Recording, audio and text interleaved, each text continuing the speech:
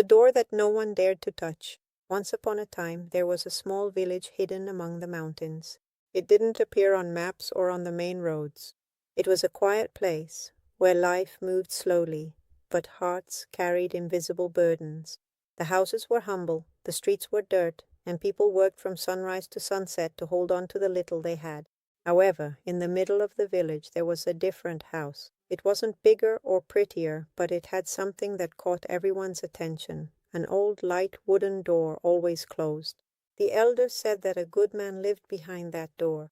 They said he helped anyone in need, listened without judging, and gave without humiliating. But there was a curious detail. No one dared to knock. Some would say, he must be busy. Others thought, he won't open the door for me. And many over time convinced themselves it's not worth trying.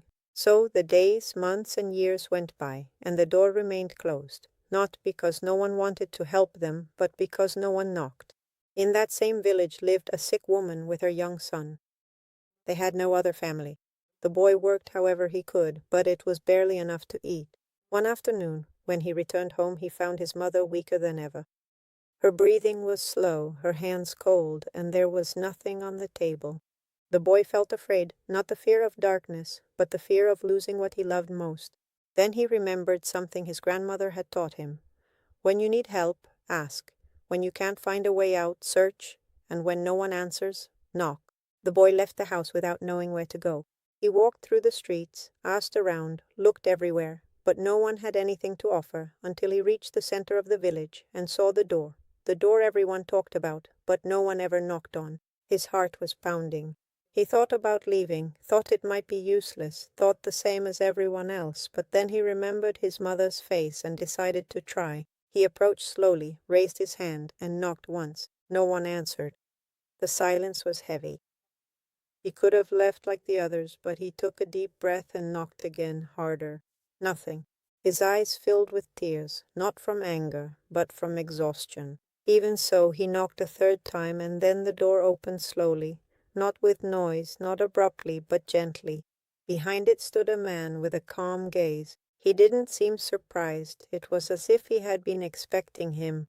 "What do you need?" he asked in a calm voice. The boy lowered his gaze. "Bread. For my mother. She's sick." The man didn't ask questions, didn't ask for explanations. He smiled tenderly and invited him in. He gave him food, medicine, and walked with him to his home. When he saw the mother, he cared for her gently, as if she were his own family. Before leaving, the boy asked him why he never opened the door. The man replied, "It was always open. I was just waiting for someone to knock."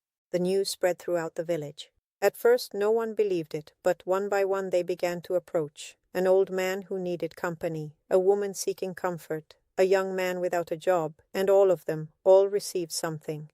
Not always exactly what they asked for, but what they needed, because that man helped like a father. He never gave what could harm, nor denied what could heal. Then the village understood something it had forgotten. The problem was never the door, it was the fear of knocking on it. They had stopped asking, they had stopped seeking, they had stopped knocking.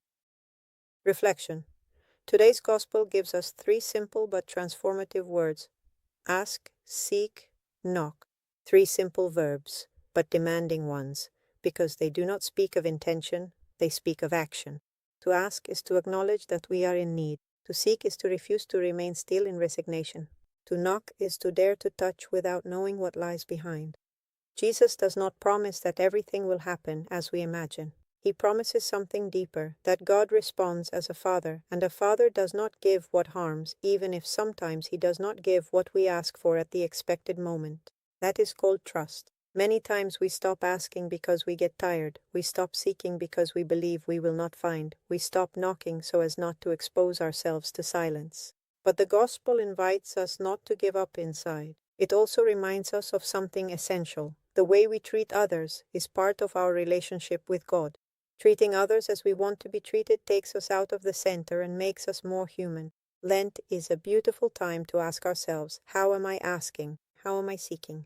How am I treating others? And to say to the Lord, teach me to trust without growing weary. Give me a persevering heart to keep asking, seeking, and knocking. Final message. Today remember, no sincere prayer is ever lost. No search made in faith is left empty. No door knocked on with hope goes unanswered. God always opens in His time, in His way, but He opens. If this story touched your heart, subscribe and help me grow this beautiful community where each reflection seeks to heal, accompany, and bring us closer to God, because whoever asks with faith always finds light.